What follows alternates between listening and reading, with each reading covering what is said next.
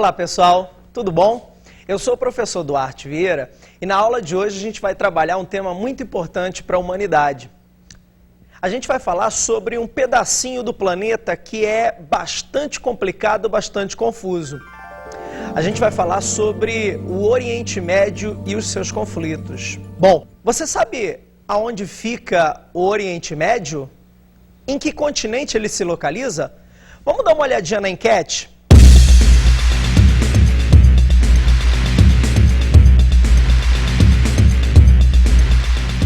Vocês sabem que continente está localizado o Oriente Médio?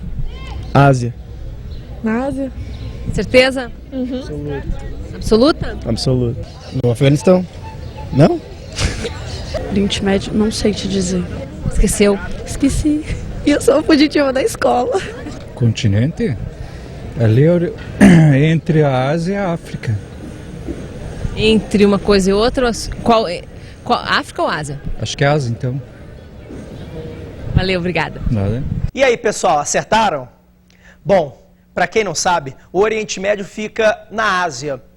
E essa região é bastante complexa quando a gente fala de problemas em relação ao mundo. Existem várias características do Oriente Médio que trazem à tona problemas que se refletem no planeta inteiro. Vamos ver algumas? Vamos começar falando sobre aspectos naturais. O que o Oriente Médio tem sobre o clima, vegetação, relevo, que pode nos interessar? Dá uma olhadinha. O primeiro é a respeito dos climas. O que você lembra quando você pensa em Oriente Médio? Você vê aquela área desértica, com areia, camelos. Bom, essa região, ela é bastante seca e tem uma grande explicação para isso. O Oriente Médio, gente, está localizado numa área anticiclonal, numa região cortada pelo Trópico de Câncer, que é uma região dispersora de ventos úmidos. Ou seja, o Oriente Médio, tá? Ele é uma região seca porque os ventos úmidos, eles não chegam lá, e sim partem de lá. Bom, esse clima seco condicionou as populações locais em relação a costumes, em relação a vestimentas, enfim, toda a cultura do Oriente Médio, né, está relacionada e bastante relacionada a esses climas bastante secos. Além de ter esses climas secos, uma outra característica natural importante é a composição do relevo da região. O relevo do Oriente Médio é composto basicamente por uma estrutura. Você sabe qual é? Bom, a estrutura que você mais encontra no Oriente Médio é a de planaltos. Bom, o Oriente Médio é marcado por grandes planaltos, principalmente na Península Arábica, né? Eu estou falando de, por exemplo, Arábia Saudita, eu estou falando, por exemplo, de Jordânia, eu estou falando, por exemplo, de Emirados Árabes. Bom, além de planaltos, tem uma região lá no Oriente Médio que é composta por planície. Eu acho que você tem que saber qual é, hein? É importante. Ó, essa região é a planície da Mesopotâmia. A planície da Mesopotâmia, ela fica basicamente no Iraque. É a única grande planície da região. É claro que existem outras menores, mas a grande planície da região é a da Mesopotâmia. E ela é banhada, ela é cortada por dois rios, o rio Tigre e o rio Eufrates. Bom, já deu para perceber que essa é uma região interessante dentro dessa área seca, né? Uma região de planície cortada por dois rios que nunca secam, são perenes, o Tigre e o Eufrates. A planície da Mesopotâmia que fica no Iraque. Legal? Beleza? Só para completar o relevo, ao norte da região é onde você tem o Irã, norte do Irã, norte, por exemplo, da Turquia, norte, por exemplo, do Afeganistão, você já encontra montanhas muito altas, que não são planaltos e muito menos planícies.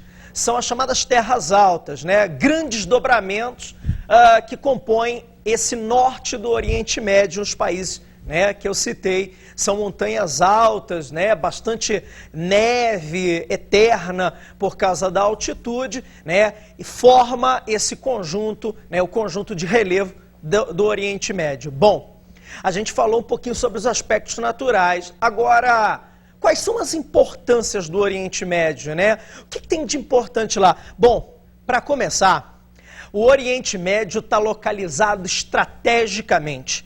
O Oriente Médio ele fica entre 3 continentes: o asiático, do qual ele faz parte, o africano e o europeu. Então repara, o nome, inclusive, o nome do Oriente Médio está relacionado a isso. Caravanas europeias que iam até o extremo Oriente, Japão e China, tinham que atravessar o Oriente Médio. Daí o nome, né, da região ser Oriente Médio. Aquelas rotas comerciais passavam ali pela região. Bom, então você já está percebendo que o Oriente Médio ele tem essa localização estratégica, ele está na confluência de 3 continentes, está no meio de 3 continentes, tem uma importância estratégica. Outra, o Oriente Médio ele é o berço das 3 maiores religiões monoteístas do planeta. Em ordem, né, de aparecimento: o judaísmo, o cristianismo e o islamismo. Essas 3 religiões, elas têm o seu berço, ou seja, a sua origem ali no Oriente Médio. Galera, presta atenção, né? Presta atenção, porque o que eles vão usar sempre no Oriente Médio? A religião como desculpa para a guerra.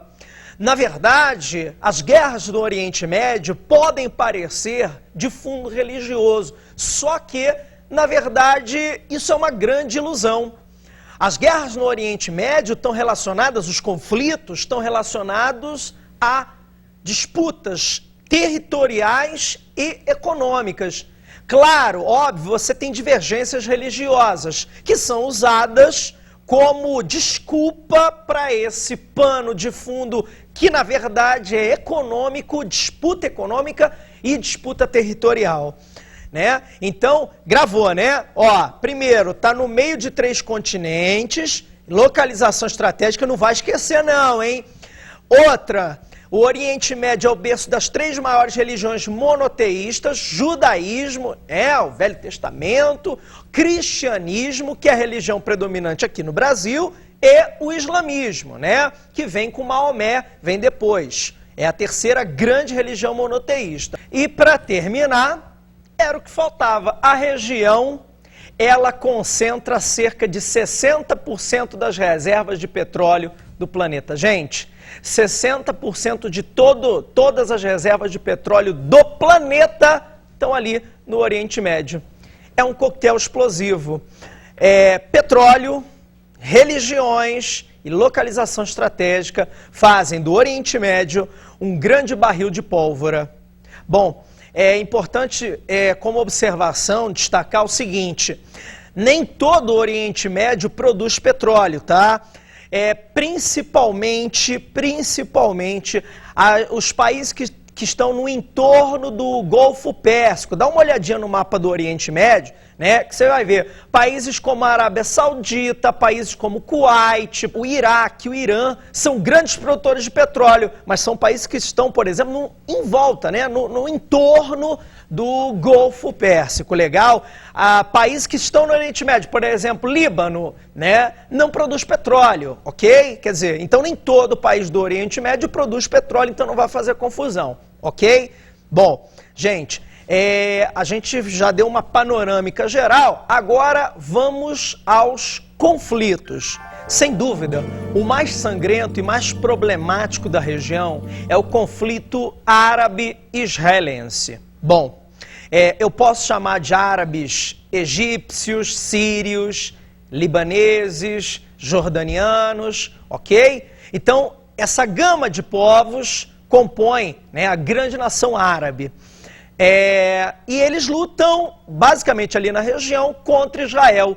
E o grande representante dessa luta árabe contra Israel são os palestinos. Bom, há uma disputa territorial muito grande entre israelenses e árabes representados basicamente ali pelos palestinos. Bom, gente, essa disputa ela é bíblica, né? Ela é bastante antiga. Ela vem desde o Velho Testamento, né? Se você tiver uma Bíblia em casa, você pode ler, que mostra, né, basicamente aí as conquistas do povo judeu, enfim, né, a disputa territorial naquela região. Dá uma olhadinha no mapa, né, que você vai ver. A Palestina, ela comparada ao Brasil, né, ela é menor que o estado de Sergipe, que é o nosso menor estado. Mas esse pedacinho, né, de terra é terra sagrada para esses dois, né, para essas duas nações, a nação israelense e a nação palestina. E é uma disputa muito séria.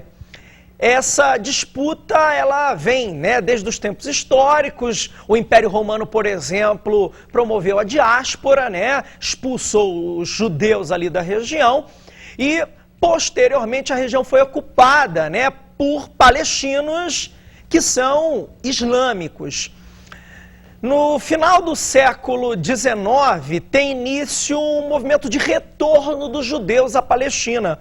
O nome desse movimento é o movimento sionista, né? Um movimento de financiamento de retorno, né, dos judeus à Palestina.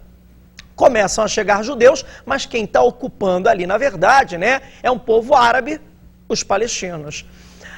Começa a se intensificar alguns conflitos. E a grande eclosão, né, a primeira grande guerra entre árabes e palestinos se dá em 1947. Você sabe por quê? 1945, a gente voltou um pouquinho. Final da Segunda Guerra Mundial, o mundo chocado com o que aconteceu com os judeus, né? A Alemanha nazista, ela manda 6 milhões de judeus para as câmaras de gás. E aí? Cria-se um cenário no mundo em que é necessário você ter um país, uma pátria para os judeus que sobraram, que restaram. E os judeus acabam pressionando a ONU para que esse país seja na Palestina. E aí, gente? E aí? O problema é que na Palestina moram palestinos, né? A Palestina, inclusive, para os israelenses é chamada de Canaã, né? O retorno a Canaã, os judeus voltando a Canaã. Cria-se um impasse. E a única capaz, ou pelo menos, né, a única que tem o comprometimento para resolver a questão é a ONU. A ONU tenta fazer a partilha. A ONU tenta dividir a região e cria, em 1947, a primeira partilha da região, onde 56% do território vão parar nas mãos dos judeus, 43% vão parar nas mãos de palestinos e 1% que corresponde a Jerusalém vai ser internacionalizada, ou foi internacionalizada. É óbvio que os palestinos se sentem prejudicados, né, porque receberam só 43% do território e recebem o apoio de outros países árabes na causa. Bom, começa então a primeira grande guerra entre Israel e palestinos e os outros árabes, né, logicamente apoiando os palestinos. É necessário entender o seguinte: essa guerra ela só é deflagrada mesmo, né, quando em 1948 se cria o Estado judeu, o Estado de Israel. Esse Estado é criado em 1948 e a partir daí os árabes não aceitam, dão apoio aos palestinos, começa uma guerra, né? Tiro para lá, sangue para cá, enfim, toda aquela tragédia que a gente vê na região, com um final em 1949, vitória de Israel. Israel não só vence a primeira guerra entre árabes e israelenses, como aumenta o seu território. Gente, Israel, que tinha 56%, vai para, né, mais ou menos uns 70% da região. E o que restou, que deveria ser de controle palestino, é assumido provisoriamente pelos outros países árabes. Resultado, os palestinos ficam sem país, né? Um povo sem, né, uma pátria, né, que nunca existiu para o povo palestino. Bom, depois desse episódio, né, da primeira guerra entre árabes e israelenses, a gente vai para a segunda guerra, que é a guerra do Canal de Suez. O Canal de Suez fica no Egito, só que ele foi construído por Inglaterra e França, né? Ele foi construído porque liga o Mar Vermelho, né? Só se você dar uma olhadinha no mapa, olha aí, ele liga o Mar Vermelho até o Mar Mediterrâneo, tá? Facilita, por exemplo, o deslocamento, né, de petróleo do Oriente Médio até chegar à Europa, sem contar outras mercadorias. É um canal criado por França e Inglaterra que administram ali a região. Em 1956, o presidente do Egito, Gamal Abdel Nasser, resolve nacionalizar o canal. O canal vai ser do Egito. Nasser cismou com isso. O canal vai ser do Egito e ocupa o canal, né, criando um impasse com França e Inglaterra, que recebe o apoio de Israel. Israel, né, em represália, em confronto com os árabes, e o Egito, né, é um país árabe, apoia a França e Inglaterra, começa um conflito na região, no qual os Estados Unidos, por exemplo, tem que intervir, né, para separar ali, para apaziguar os ânimos, porque o preço do petróleo sobe, claro, né, o preço do petróleo lá em cima não agrada aos americanos que importam esse produto. Então, o canal acaba sendo nacionalizado, o Egito, né, paga indenizações à França e Inglaterra, né, mas você teve um conflito ali sangrento no qual Israel, mais uma vez, bateu de frente com os árabes. Bom, no início dos anos 60, é criada a OLP, Organização para a Libertação da Palestina. A Palestina, o povo palestino, exige um país. E são criados N movimentos, né, para tentar criar o país Palestina, dentre os quais a OLP é o que mais se destaca. Posteriormente vai ser comandada por um senhor chamado Yasser Arafat. A chamada Guerra dos 6 Dias é sem dúvida um marco no conflito árabe-israelense. A gente tem que olhar o mapa e ver com clareza o que Israel consegue em apenas 6 dias, para mostrar a força com que Israel, a força bélica com que Israel, né, conta na região. Claro, Israel um grande, já na época, satélite norte-americano, né? Você não esqueceu aí que a gente está na Guerra Fria, tá? Os Estados Unidos estão no planeta inteiro querendo aliados, e na região Israel é um grande aliado. Bom, em 67, durante a Guerra dos 6 Dias, Israel aí triplica praticamente de tamanho. Ele ganha 5 territórios, que eram territórios comandados, né, controlados aí pelos árabes. Ele ganha a faixa de Gaza, ele ganha a Cisjordânia, ele ganha as colinas de Golã, né? Um dado interessante é que essas colinas de Golã, elas contêm a nascente do Rio Jordão, né? Então, quer dizer, Israel controlando a nascente, controla o rio todo. É uma questão geoestratégica. O quarto território é a Península do Sinai, tá? Que pertencia ao Egito, e o quinto território é Jerusalém Oriental. Então, relembrando, 1973, a Guerra do Yom Kippur, né? É essa tentativa dos árabes de retomar os territórios perdidos 6 anos antes. Eu acho que eu não preciso dizer, né?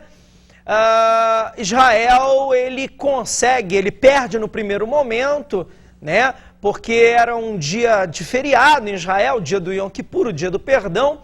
Ele perde o controle dos territórios que invadiu em 67, num primeiro momento, mas depois há uma recomposição das forças israelenses e eles conseguem manter os territórios ocupados sob seu domínio. Quer dizer, Israel vence de novo, né, os árabes nessa guerra do Yom Kippur. Mas só que dessa vez os árabes usam uma arma que é infalível. Os árabes, eles conseguem elevar em bloco o preço do barril de petróleo. os árabes usam o petróleo como uma grande arma política em represália a Israel, que não produz petróleo, em represália aos Estados Unidos, né, principalmente, que apoiaram Israel nessas empreitadas contra os árabes. Os árabes aumentam o preço do petróleo, né, na OPEP, e o mundo sofre reflexos dessa guerra árabe-israelense, né? O mundo todo, que dependia bastante do petróleo dos árabes no Oriente Médio, acaba sofrendo as consequências desse conflito entre árabes e israelenses. E o povo palestino continua sem território. A intifada. Os palestinos nos territórios ocupados, principalmente a faixa de Gaza e a Cisjordânia, que concentram mais palestinos, né? Esses territórios foram ocupados por Israel, você já sabe disso.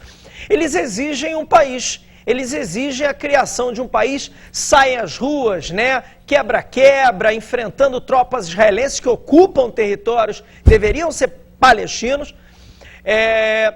O que acontece?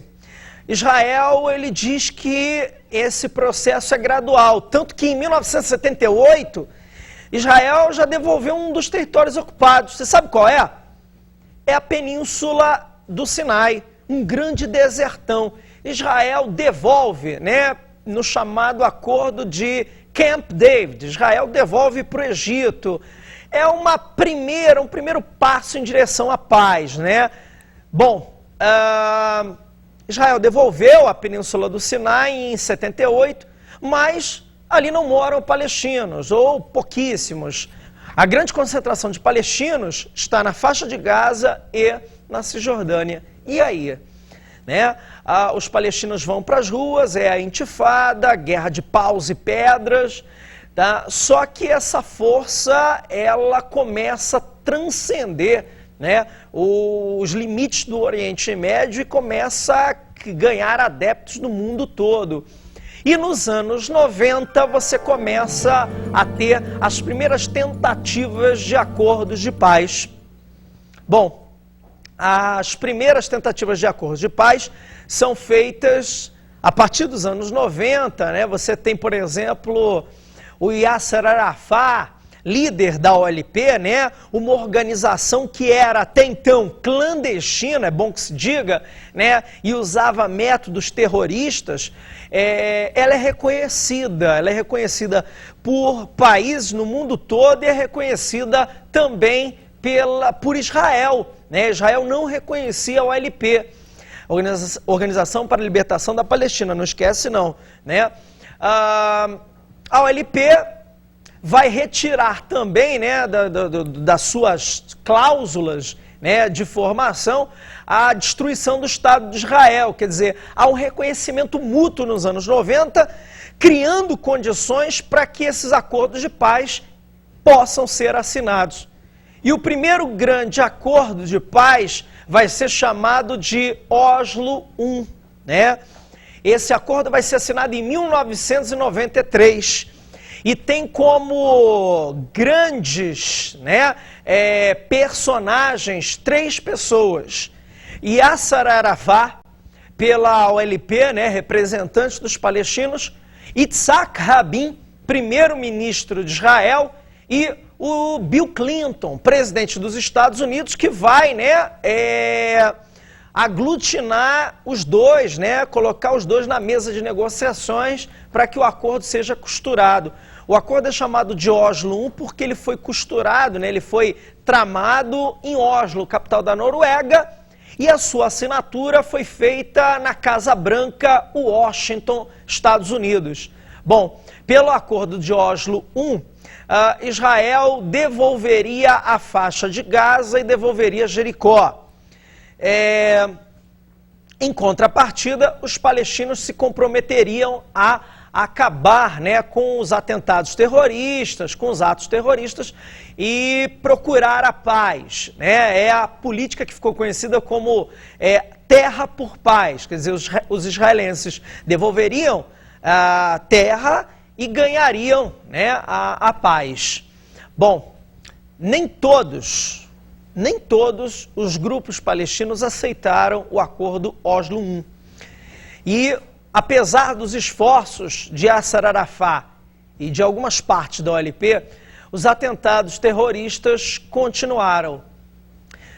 Para complicar ainda mais a história, em 1995, o Yitzhak Rabin, primeiro-ministro de Israel, foi assassinado por um extremista ortodoxo judeu. Quer dizer, um israelense matou o Yitzhak Rabin, acusando de traição a pátria judaica.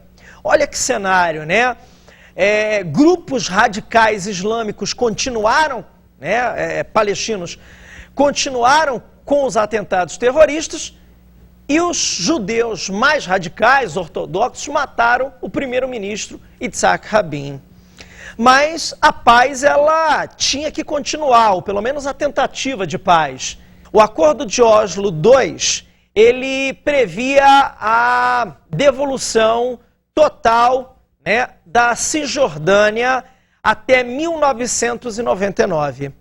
Por esse acordo, as tropas israelenses sairiam da faixa de Gaza totalmente, isso já tinha sido feito em Oslo I, em Oslo II sairiam totalmente da Cisjordânia, as duas maiores concentrações de palestinos.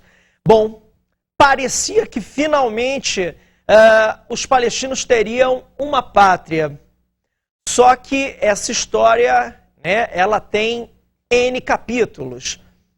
Bom, o que aconteceu na realidade foi o seguinte: o governo israelense ele foi retardando ao máximo a saída dessas tropas israelenses, principalmente da Cisjordânia. Sabe por quê? A Cisjordânia ela tem coisas que interessam a Israel. Primeiro, tem água subterrânea.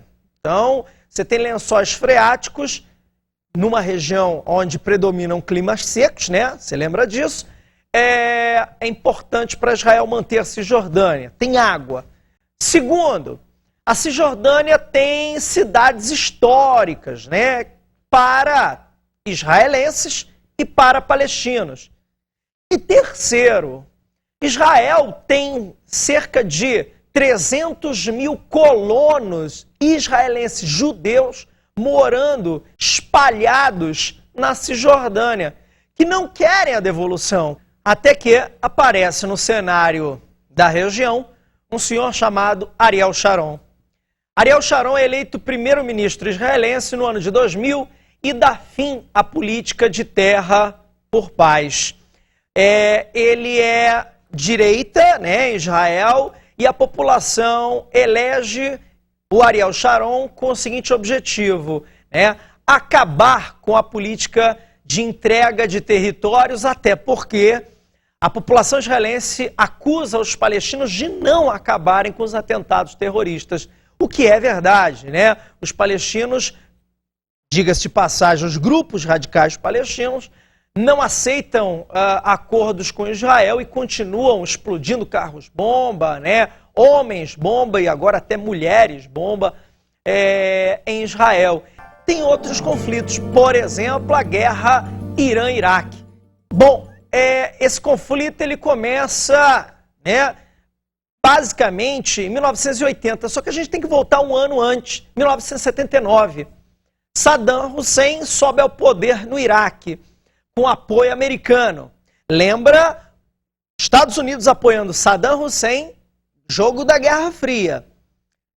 Bom, após isso, você também tem no Irã a ascensão de um senhor chamado Ayatollah Khomeini.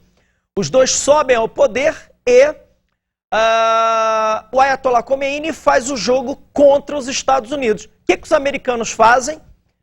Armam Saddam Hussein e Saddam Hussein invade o Irã. O grande objetivo de Saddam era se apoderar das reservas iranianas de petróleo. Já o objetivo americano, o verdadeiro interesse americano, seria conseguir impedir a ascensão do fundamentalismo islâmico do Irã. Gente, esse Ayatollah Khomeini no Irã, ele é um cara que vai contra o mundo ocidental, ele prega a volta do verdadeiro, dos primórdios do islamismo. Então ele vai contra esse mundo ocidental, do qual os Estados Unidos representam, né? Então os americanos querem barrar isso. Os americanos são contra o Irã e armam Saddam. Saddam invade o Irã, ficam 8 anos se degladiando e, no final das contas, nenhum dos dois sai vencedor dessa guerra entre Irã e Iraque. O grande vencedor da guerra Irã e Iraque foram os americanos, que conseguiram impedir, através do Iraque, a expansão do fundamentalismo religioso islâmico, né, professado no Irã pelo Khomeini. Bom, você sabe que o Oriente Médio é um barril de pólvora, né? Os conflitos não acabam. Mais uma, a Guerra do Golfo. Essa guerra, ela tem muito a ver com a guerra anterior, com a guerra Irã-Iraque. 1990, Iraque, Saddam Hussein no poder. Ele tem um país em mãos destruído, um país que os custos da guerra contra o vizinho Irã foram muito altos. Então Saddam precisa angariar, gente, recursos. Como? Ele parte para uma outra guerra. Ele invade o vizinho do sul. Ele desloca suas tropas para o Kuwait, invade o Kuwait, né? E com isso rouba, por exemplo, bancos kuwaitianos, ouro, joias, dinheiro, faz a famosa pilhagem. E aí, olha o dinheiro que Saddam precisa, né, para se recuperar. Além disso, o Kuwait, ele tem reservas de petróleo. Saddam se apodera dessas reservas de petróleo. Enfim, e o preço do petróleo sobe, né? Você sabe que qualquer movimento de guerra no Oriente Médio, o preço do petróleo dispara. Enfim, era tudo que Saddam queria. Roubou os bancos kuwaitianos, se apoderou das reservas de petróleo e ainda, né, consegue que o preço do petróleo vá lá em cima nas alturas. Só que preço do petróleo nas alturas, quem é que não gosta? Estados Unidos. O que os americanos fazem? Armam uma coalizão, detalhe, com o apoio da ONU e em janeiro de 91, depois de várias tentativas, né, de acordo para que Saddam saísse do Kuwait, no dia 17 de janeiro de 1991, começa a Operação Tempestade no Deserto, Guerra do Golfo se iniciando, a tentativa de libertar o Kuwait. Em março de 1991, os Estados Unidos e os seus aliados, com o apoio da ONU, conseguem libertar o Kuwait, só que tem um detalhe, né? O grande objetivo americano não é libertar o Kuwait, até porque, né, eles não são os santinhos da vida. O grande objetivo qual é? De reduzir, né, diminuir o preço do petróleo, coisa que acontece com o Kuwait voltando a produzir o que produzia normalmente, né? E Saddam voltando para o seu território. Saddam é deixado no poder, poderia ser retirado, né? Mas Saddam é deixado no poder até porque os americanos acreditam que Saddam, depois de 2 guerras, Irã-Iraque e Guerra do Golfo, iria perder prestígio interno e a própria população iraquiana iria retirá-lo.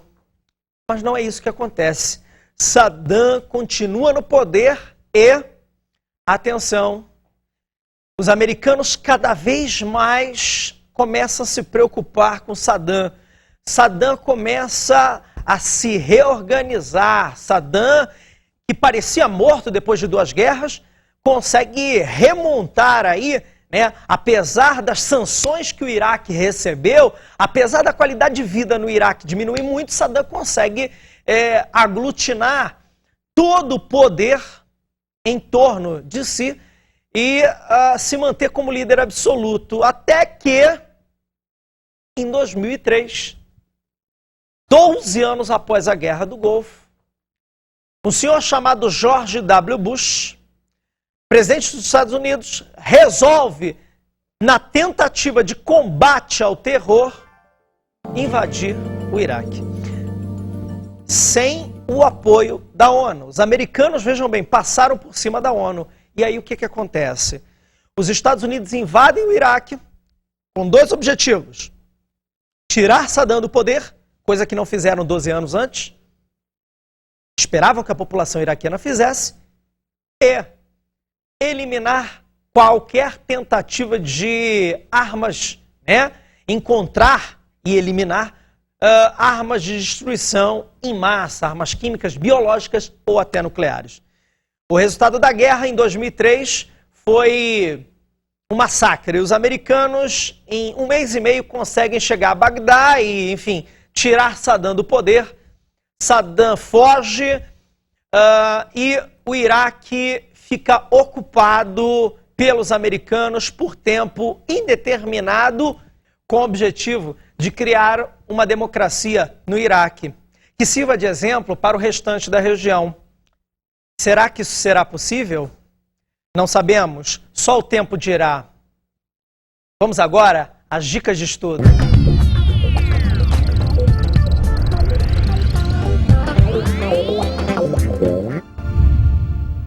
Como dica, você, sobre a região, pode pegar, por exemplo, o filme Fahrenheit, 11 de setembro, do Michael Moore. É um bom documentário, além de livros que falem sobre toda a problemática da região.